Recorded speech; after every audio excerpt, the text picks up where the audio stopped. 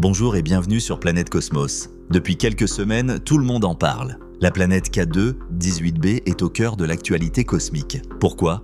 Parce que cette exoplanète pourrait bien être la première où nous détectons des signes de vie. La presse scientifique s'enflamme, les forums s'agitent, les chercheurs s'interrogent. Que savons-nous vraiment ? Et surtout, qu'allons-nous découvrir ? Et cela soulève une avalanche de questions. Sommes-nous vraiment seuls dans l'univers ? Ou n'avons-nous fait que commencer à entendre les échos d'une vie cachée, bien au-delà de notre monde? Ce nom, K2-18b, n'est plus seulement une désignation technique. C'est une invitation à penser autrement, à s'émerveiller, à douter aussi, et peut-être à repenser notre place dans le cosmos.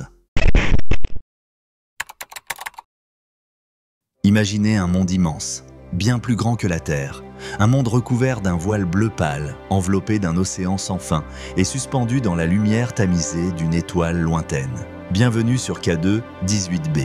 Située à 124 années-lumière dans la constellation du Lion, cette planète orbite autour d'une étoile naine rouge, petite, stable, mais capable de nourrir la vie pendant des milliards d'années. Découverte en 2015, elle a tout de suite fasciné les astronomes.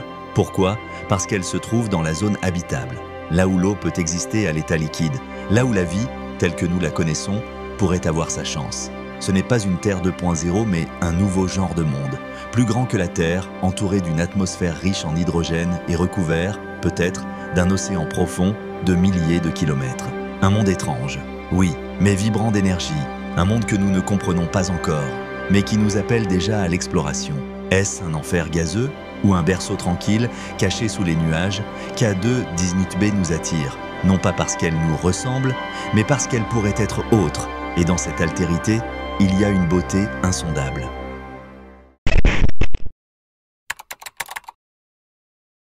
Puis vint une révélation. En 2023, le télescope spatial James Webb a scruté K2-18b. Son regard perça l'épaisse atmosphère de ce monde lointain et découvrit ce que personne n'attendait.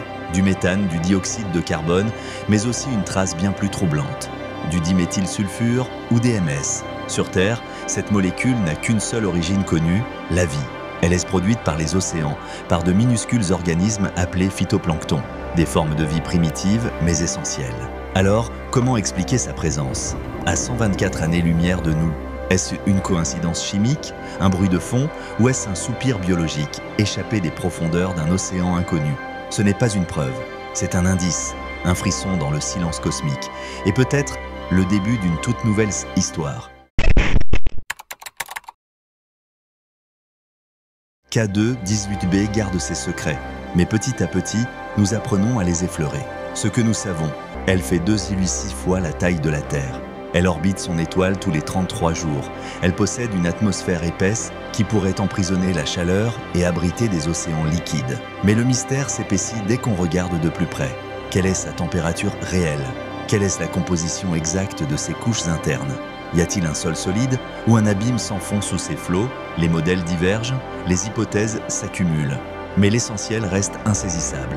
Ce que nous tenons entre les mains, c'est un puzzle interstellaire avec trop de pièces manquantes. Et pourtant, nous continuons à chercher.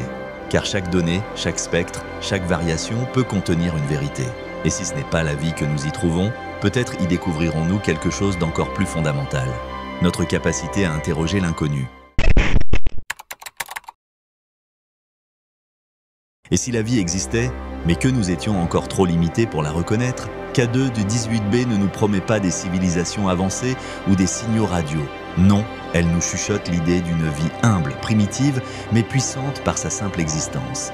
Des micro-organismes aquatiques, des êtres minuscules, silencieux, flottant dans un océan de ténèbres, nourris par la chimie, non par la lumière. Sur Terre, ce genre de vie existe, dans les abysses, dans les sources hydrothermales, là où l'espoir semble impossible. Et si K2-18b abritait des cousins cosmiques de ces survivants terrestres, alors cela voudrait dire une chose vertigineuse. La vie n'a pas besoin de la Terre pour apparaître. Elle peut surgir dans l'obscurité, dans des conditions étranges, sur d'autres planètes, d'autres lunes, d'autres galaxies. Et si la vie est possible ailleurs, alors elle est probablement partout. Pendant longtemps, nous avons regardé les étoiles en quête de reflets, des planètes comme la nôtre, des jumelles de la Terre, des copies rassurantes. Mais aujourd'hui, peut-être faut-il désapprendre. Peut-être que l'univers n'est pas peuplé de terres bis, mais de mondes radicalement différents, où la vie s'invente d'autres lois. K2 18b ne ressemble à rien de connu. Et c'est justement ce qui la rend si précieuse.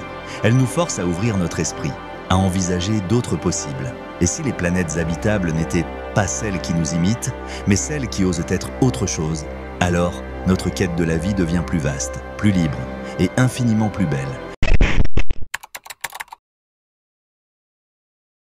Chaque nouvelle donnée sur K2 18b est une étincelle, un petit flocon de lumière dans le vide cosmique. Nous n'avons pas encore de réponse définitive, mais nous avons quelque chose d'encore plus précieux, une question brûlante. Et c'est peut-être ça, la véritable magie de l'astronomie. Ce n'est pas l'arrivée qui compte, c'est la trajectoire, le doute, le frisson. K2 18b est peut-être un mirage ou un début, mais elle nous apprend déjà quelque chose. L'univers ne se contente pas d'exister, il invite. Il interpelle, il provoque notre curiosité. Et tant que nous poserons des questions, nous resterons vivants. Abonnez-vous pour continuer ce voyage cosmique. Et dites-moi en commentaire, si la vie existe là-bas, sommes-nous prêts à la rencontrer? À bientôt parmi les étoiles.